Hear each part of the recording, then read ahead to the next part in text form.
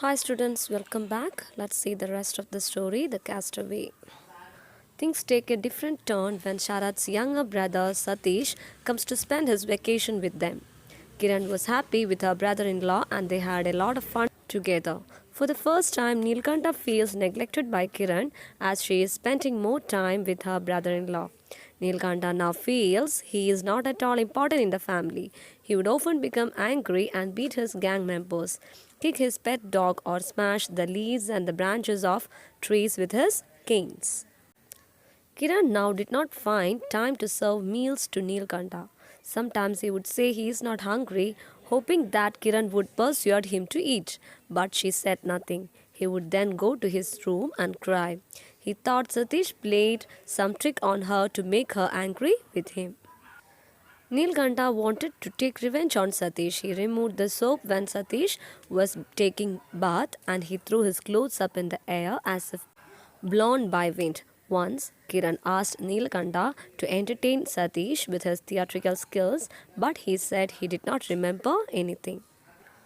Now they all decide to return home. They pack things. Nobody asks Neelkanta to go with them. Later, Kiran proposes to take him with them, but all others strongly oppose the idea. Kiran then tells him to go back to his home. He cries and so Kiran decides to take him with her. Satish is very angry and tells Kiran that Nilkanta is clever enough to find a way to soften her heart with a tear or two. She is so good and trustful that she falls for the trick. Nilkanta now thinks of doing something against Satish. Satish had brought a grand ornamental inkstand from Calcutta. It was his most favorite item. He cleaned it every day with great care.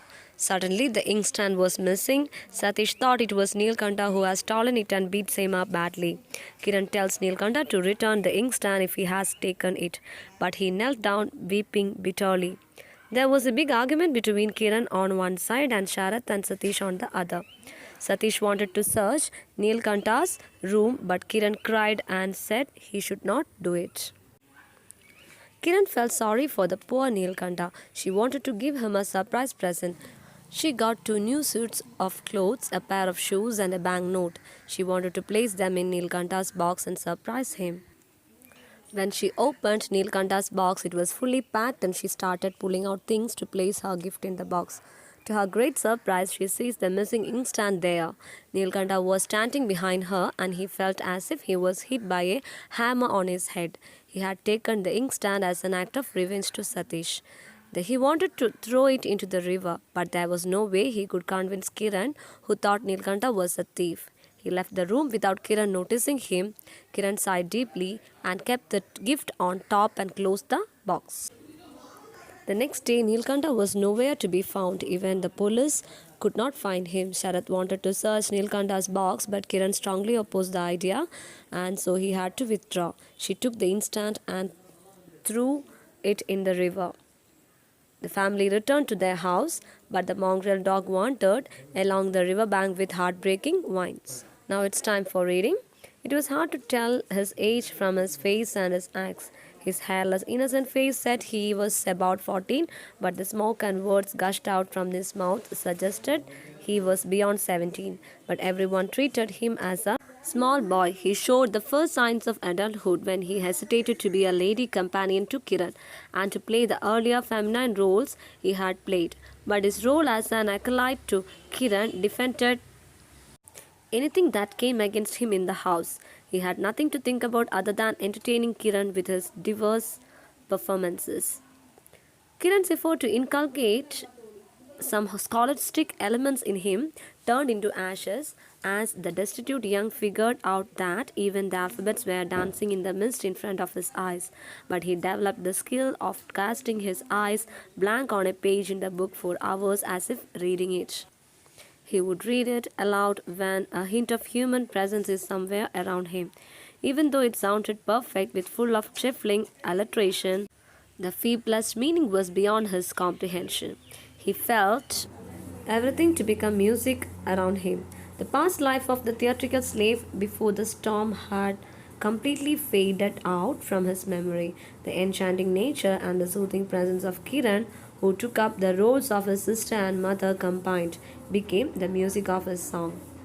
And off from her, he would bring dozens of fresh complaints from his neighbors that eventually led to Sharat cuffing him.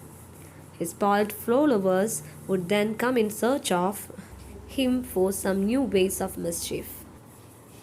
At the time Sharat's younger brother Satish came to spend vacation with them, Kiran was overjoyed by the presence of her brother-in-law of the same age.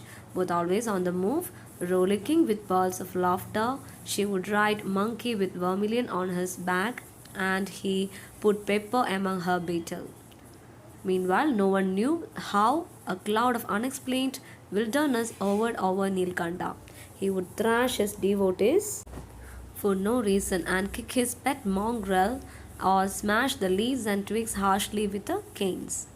After Satish's arrival, Kiran had seldom got much time to spare serving Nilkanta's meals, which he had been doing so generously as he had an immense capacity of eating. After that, he left the hall without eating much. He would repeatedly say, "I'm not hungry," thinking that it would bring Kiran to press him to finish. That didn't happen. Soaking the pillow with his sobs became a usual occurrence. He jumped into the conclusion that some venomous trick of Satish had made her angry against him. Satish didn't notice his covert ways of avenge even though his soap disappeared from the steps of the bathing place or his dress floated past him as if blown by the wind. One day Kiran called Nilkanta to entertain Satish. He kept mum and said that he couldn't remember anything. The decision to return home made everyone busy packing up. Satish was going with them, but Nilkanta remained unasked. Later, Kiran's proposal of taking him with them was strongly opposed by the other members of the family. Finally, Kiran softly advised him to go back to his own home. This unexpected kindness made him burst into tears. Kiran couldn't stop joining him, but Satish was terribly annoyed at the sight of this and said, "That brat has cleverly discovered a way to soften your heart with a tear or two, because you are too good and trustful." Nilkanta left the spot with a bleeding heart, seriously thinking about how to burn Satish into ashes. Satish had brought a grand inkstand with him, his great favorite from Calcutta. The inkspot was set on a pearl board drawn by a silver goose supporting a pen holder. Every day he cleaned it with added care. The day before they were about to depart, the inkstand was missing. Satish was furious and pounced upon the boy, shouting, "You have stolen my inkstand, you thief!" Nilkanta wobbled towards the wall with a swollen heart and head. Kiran was greatly distressed at the scene and took him to another room and suggested, "Neelu, if you have taken it, I shall keep it there and block anyone making further fuss." To this, Nilkanta knelt down weeping bitterly. A fierce battle of words followed between Kiran on one side and Sharat and Satish on the other. Satish wanted to search his room and she responded violently with tears, "You dare that, at once settle the matter." Kiran's heart overflowed with pity on the homeless lad. She got 2 new suits of clothes, a pair of shoes, and a banknote, and wanted to place them into his box as a surprise gift. When she unlocked the box, the lid suddenly sprang up with all those petty things jumbling. The gift would not go in. She started pulling out everything to place them in order. There at the bottom came a layer of linen, and under it emerged the missing inkstand, goose and all. Kiran stood helplessly with the inkstand puzzled. Behind Kiran stood Nilkanta, shocked as if he was hit by a heavy hammer on his head. His last hope of proving him not a thief hit the dust. Actually, he took the inkstand as a revenge to throw it into the river. Now there is no way to convincing his mistress. He somehow managed to leave the room without Kiran noticing him. Kiran, with a deep sigh, placed them back in the box well, the gift on top of all, and closed the box. The next day, the boy was nowhere to be found. Even the police couldn't find him. Sharat asked for searching in his box to know more about him, but Kiran's refusal forced him to withdraw. She took the missing things and threw them in the river. Though the family returned to their own home, Nilkanta's starving mongrel prowled along the river bank with heartbreaking whines. So students, there ends the story. Read the textbook well. Thank you.